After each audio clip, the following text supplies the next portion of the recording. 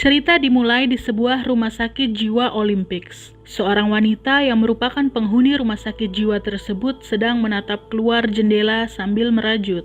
Wanita itu bernama Needy yang diperankan oleh Amanda Seyfried.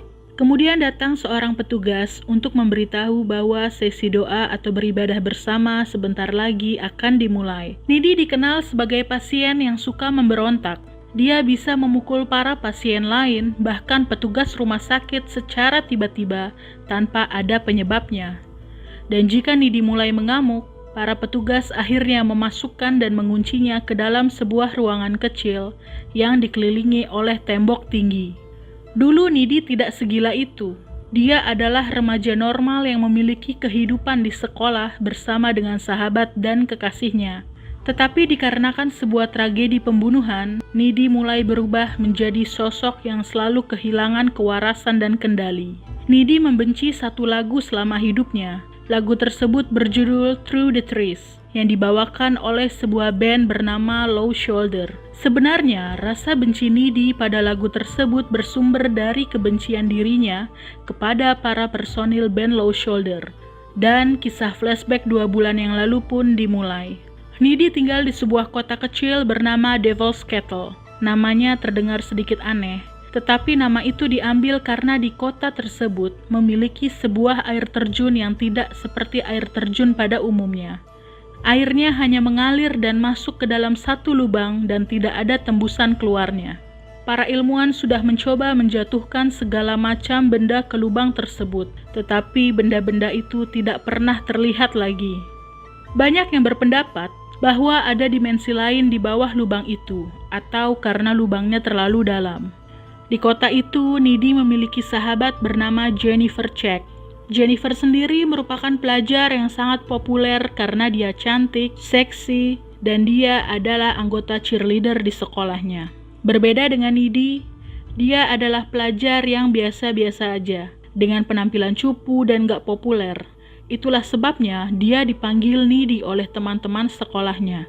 Nama aslinya adalah Anita Lesnicki. Selain memiliki sahabat, Needy juga memiliki pacar bernama Chip Dove.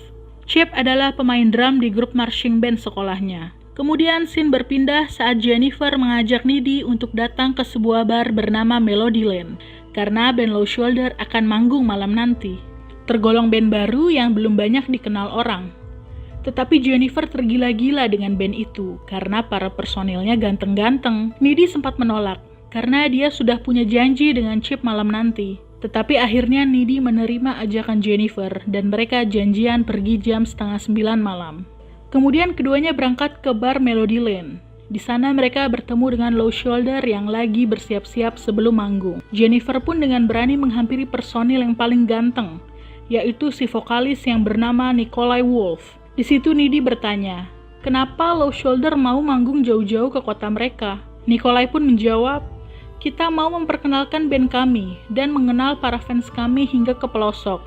Kemudian Jennifer menghampiri bartender untuk memesan minuman dan Needy ke area games. Di situ Needy sempat mencuri dengar bahwa Nikolai dan personil Low Shoulder yang lain sedang membicarakan soal keperawanan dan ditujukan kepada Jennifer.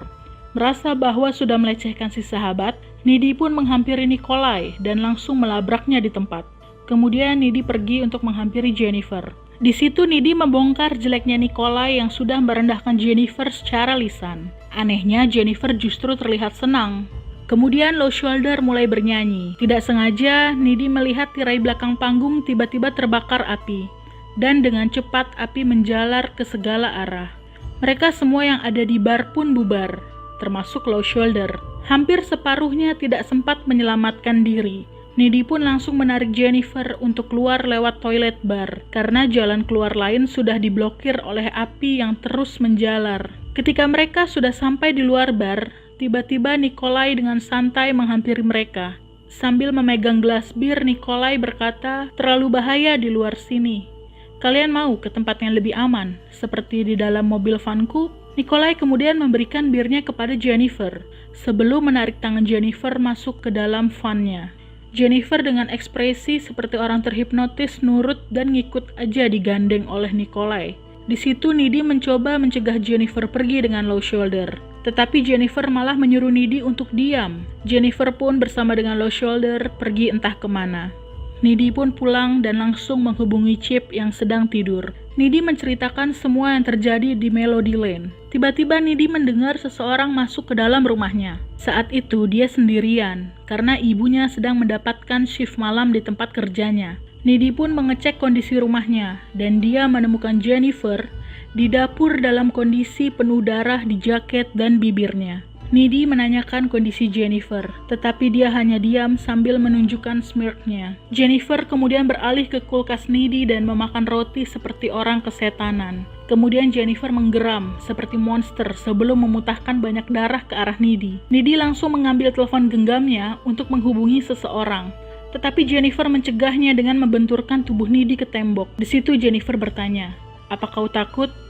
Kemudian dia pergi. Berita kebakaran di Melody Lane menyebar ke seantero sekolah. Needy dan Jennifer tiba-tiba menjadi berita hangat karena mereka termasuk orang yang mengunjungi bar itu. Saat di kelas, Needy terlihat diam seperti orang syok yang mencoba menalari kejadian di rumahnya semalam dengan akal sehat. Kemudian ingatan Needy kembali saat dirinya dan Jennifer masih kecil. Ternyata, dari kecil pun Needy selalu melindungi Jennifer dari hal-hal sepele. Tiba-tiba lamunan Needy disadarkan oleh Jennifer yang muncul di hadapannya dengan wajah seperti tidak pernah terjadi apa-apa. Jelas banget di ingatan Needy, semalam dia mencoba membersihkan muntahan darah hitam yang disemburkan Jennifer.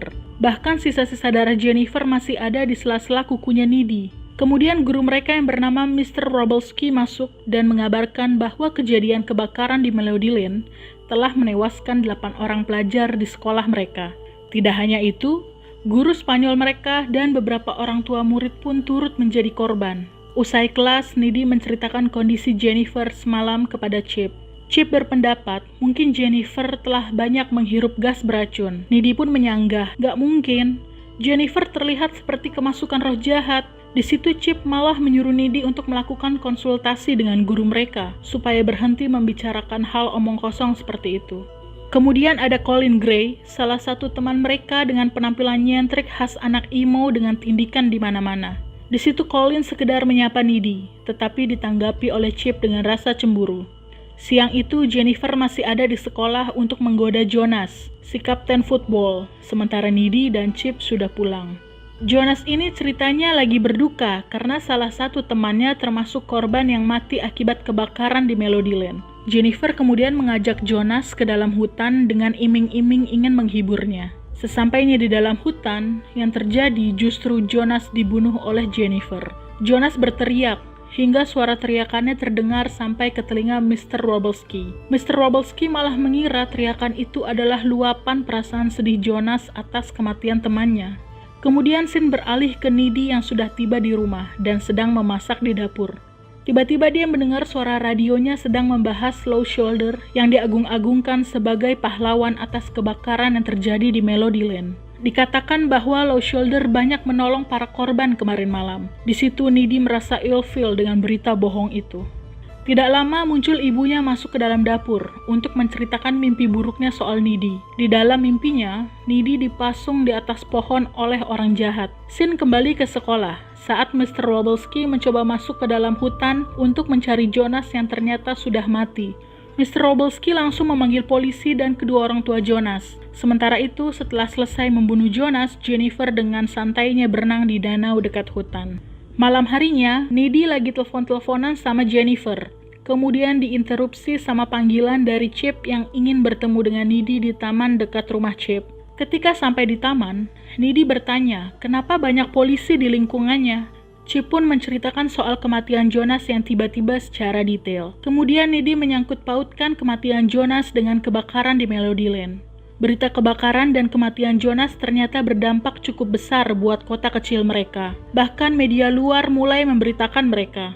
1 bulan berlalu sejak kebakaran di Melody Lane dan kasus kematian Jonas yang masih menjadi misteri bagi warga Devil's Kettle. Mr. Robelski mengumumkan bahwa Low Shoulder telah memberikan bantuan untuk kota mereka yang sedang berduka. Bahkan lagu Through the Trees milik Low Shoulder menjadi lagu pemersatu dan pemulihan warga kota Devil's Kettle. dan Low Shoulder menyumbangkan keuntungan dari album Through the Trees tersebut.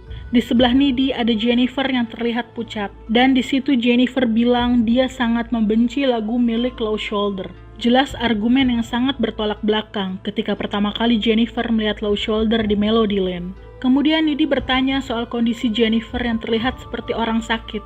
Rambutnya yang berkilau sekarang menjadi kusam, dan kulit wajahnya terasa kering dan pecah-pecah. Needy beranggapan mungkin Jennifer lagi PMS, tetapi Jennifer membantah.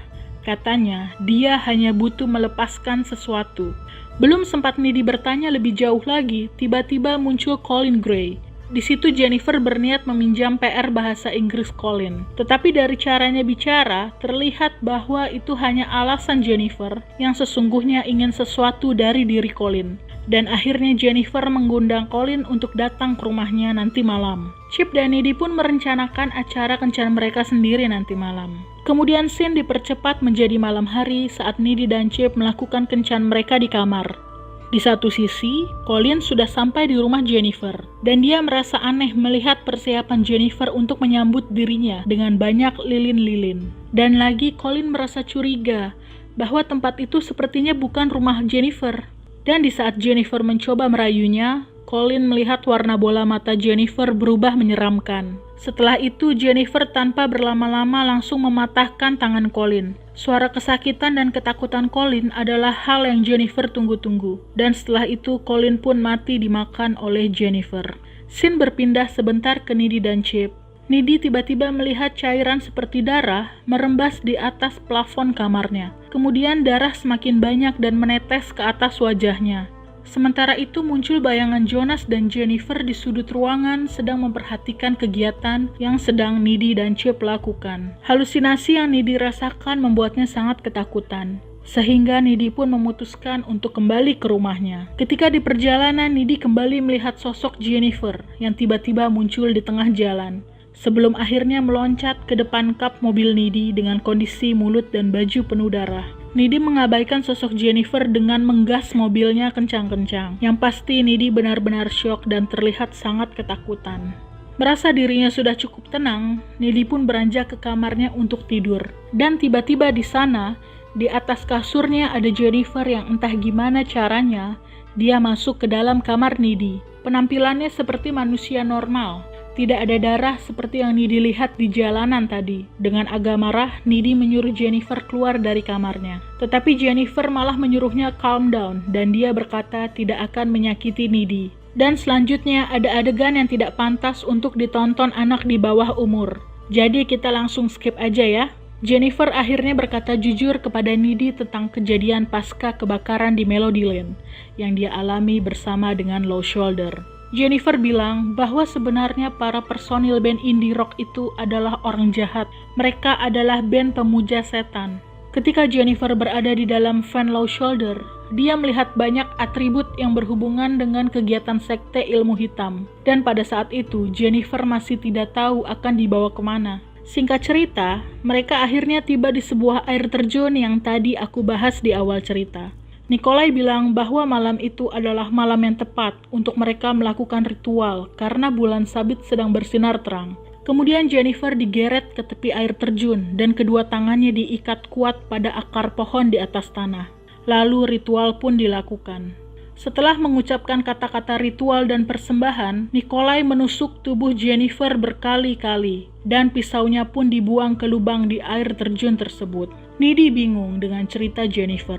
Kalau memang Jennifer ditusuk berkali-kali, seharusnya dia tidak berada di situ sekarang. Jennifer pun tidak mengerti kenapa dia tidak mati dan justru dia bisa kembali ke rumah Needy pada malam itu. Jennifer juga memberitahu rahasia tentang dirinya bahwa dia tidak bisa dibunuh dan akan menjadi sangat kuat jika dalam kondisi kenyang. Tiba-tiba Jennifer melukai tangannya dan dengan cepat lukanya menutup kembali. Needy bilang Jennifer sekarang tidak terlihat seperti manusia. Dan yang terjadi, Jennifer malah menganggap Needy gila. Needy kesal dan langsung mengusir Jennifer dari kamarnya. Alih-alih Jennifer keluar lewat pintu kamar, dia malah meloncat dari jendela kamar Needy yang ada di lantai 2. Keesokan harinya, Needy yang mengetahui kabar kematian Colin Gray pun mengunjungi pemakaman Colin. Di situ ibunya Colin berkata bahwa anaknya mati dimakan oleh kanibal yang terlibat dalam sekte ilmu hitam. Mendengarnya, Nidi pun pergi ke perpustakaan untuk mencari referensi bacaan soal paranormal dan sejenisnya. Karena Nidi memiliki kecurigaan bahwa kematian Colin ada hubungannya dengan Jennifer kemarin malam. Di situ Nidi mendapatkan informasi penting bahwa setan akan menjadi sangat lemah ketika lapar. Dan cara terbaik untuk menghancurkan setan adalah menusuk jantung mereka dengan mata pisau. Sejak malam itu, hubungan Nidi dengan Jennifer menjadi renggang. Bahkan dia tidak pernah bicara lagi dengan Jennifer. Sekolah mereka kebetulan akan mengadakan sebuah acara pesta dansa musim panas besok malam. Dan Chip ingin Nidi datang untuk menjadi pasangannya. Tetapi Nidi menolak. Bahkan Nidi melarang Chip untuk tidak datang. Di situ Chip malah mengira bahwa Nidi ingin putus darinya. Akhirnya Nidi menjelaskan kepada Chip bahwa perubahan dirinya dan alasan dia menolak untuk pergi ke pesta dansa karena Jennifer. Jennifer yang sekarang sudah berbeda dengan Jennifer yang dulu. Dia adalah sesuatu yang jahat yang berhubungan dengan persetanan. Bahkan Nidi mendukung argumennya dengan buku paranormal yang dia tunjukkan kepada Chip. Nidi juga menjelaskan soal pengorbanan dan pembunuhan yang Low Shoulder lakukan kepada Jennifer. Tidak ada yang tahu kecuali Nidi dan Jennifer sendiri bahwa ritual Low Shoulder 100% gagal. Karena sebenarnya Jennifer sudah tidak perawan sejak SMP. Di dalam buku itu tertulis bahwa jika ritual gagal karena tidak sesuai prosedur, roh jahat atau setan tersebut akan masuk ke dalam orang yang dikorbankan. Artinya, di dalam diri Jennifer saat ini adalah Satan. Buruknya, Jennifer akan terus membunuh orang untuk memenuhi rasa laparnya. Dan dia harus memakan laki-laki agar dirinya merasa cantik dan berkilau. Ketika Jennifer lapar, dia akan berada di titik paling lemah, mudah marah, dan fisiknya berubah menjadi jelek. Dan pesta dansa sudah pasti akan dipenuhi oleh para lelaki yang ganteng-ganteng. Takutnya Jennifer hilaf dan menghabisi mereka semua. Maka dari itu Nidi gak mau Chip datang ke pesta tersebut. Sudah dijelasin panjang lebar, Chip malah gak percaya. Chip malah nyuruh Nidi ke psikiater. Nidi gak peduli jika dia disangka gila. Dia cuma mau melindungi orang yang dia sayang. Akhirnya Nidi bilang bahwa dia akan pergi ke pesta dansa. Tapi hanya untuk mengawasi Jennifer. Sementara Chip tetap di rumah. Chip tetap gak setuju, dan dia pergi meninggalkan Nidi. Singkat cerita, masuk ke malam di mana pesta dansa dimulai. Chip dibekali semprotan merica yang biasa dibawa cewek-cewek untuk keamanan. Karena ibunya Chip merasa bahwa kota mereka ini lagi gak aman setelah muncul kejadian pembunuhan yang selalu mengincar cowok-cowok muda sebagai korbannya. Nidi udah sampai di tempat acara, dan dia langsung sibuk nyariin Jennifer. Ternyata Jennifer saat itu nyamperin Chip yang lagi menuju sekolah. Di situ Jennifer bilang mau membicarakan soal Nidi yang memiliki hubungan HTS dengan Colin. Intinya Jennifer mau mengalihkan perhatian Chip dengan menjelek-jelekan Nidi. Gak lupa Jennifer curi-curi kesempatan untuk merayu Chip. Dibawalah Chip ke suatu tempat. Di saat yang bersamaan acara pesta dansa sudah dimulai. Dan bintang tamu yang tampil adalah Low Shoulder. Di situ Nidi punya bad feeling soal Chip yang gak muncul-muncul di acara pesta dansa. Nidi pun cabut dari pesta itu dan langsung cus ke rumah Chip. Kata ibunya, Chip udah jalan dari 20 menit yang lalu. Ternyata Chip dibawa oleh Jennifer ke sebuah kolam renang umum yang udah lama gak dipakai. Di situ Jennifer mencoba merayu Chip lagi, tetapi Chip menolak. Kesel karena ditolak, Jennifer malah mendorong Chip nyebur kolam renang. Nidi yang masih seliweran sibuk nyari Chip, tiba-tiba mendengar suara Chip minta tolong dari gedung kolam renang yang udah nggak dipakai. Disamperinlah sama Nidi. Di situ Jennifer sudah berhasil nyokot lehernya Chip, dan Chip masih belum mati. Nidi langsung terjun ke kolam renang buat menjauhkan Jennifer dari Chip. Jennifer hilang sebentar di dalam permukaan. Sementara itu, Chip ngasih semprotan merica yang dibawa ke Nidi. Pas Jennifer muncul, disemprotlah mukanya. Di situ Jennifer teriak keperihan, terus dia keselak dan muntahin cairan hitam dari mulutnya. Tubuh Jennifer kemudian terangkat dan melayang di udara. Kemudian Nidi bertanya, "Kenapa harus Chip? Atau karena lo pengen bikin gue marah? Lo ngerasa insecure sama gue?" Di situ Jennifer marah dan dia bilang bahwa dia bisa memakan Nidi juga kalau dia mau. Pas Jennifer mau nyerang Needy, di situ Chip langsung nusuk perutnya Jennifer pakai besi panjang sebelum akhirnya Chip pingsan di tempat. Dan Jennifer dengan mudahnya ngeluarin sebesi panjang yang menancap di perutnya. Setelah itu Jennifer pergi dari gedung kolam renang itu. Chip kondisinya sudah sekarat karena ngeluarin banyak darah dari lehernya. Dan akhirnya Chip pun mati. Needy menangis sambil teriak-teriak, dia jadi super dendam sama Jennifer. Needy pun balik ke rumah dan mulai merencanakan untuk membalas kematian Chip. Disamperinlah ke rumahnya Jennifer, dipantaunya dari jendela kamar yang pada saat itu Jennifer lagi rebahan sambil nonton TV. Tiba-tiba Needy nerobos masuk lewat jendela kamar, terus diserang mukanya Jennifer pakai kapak. Tapi gagal. Akhirnya dikeluarinlah cutter buat nusuk matanya Jennifer. Tapi ketahan sama tangan Jennifer. Needy akhirnya ngegores perutnya Jennifer ngebentuk tanda silang. Di situ Jennifer murka. Tanpa sengaja, Needy melihat kalung BFF mereka di leher Jennifer.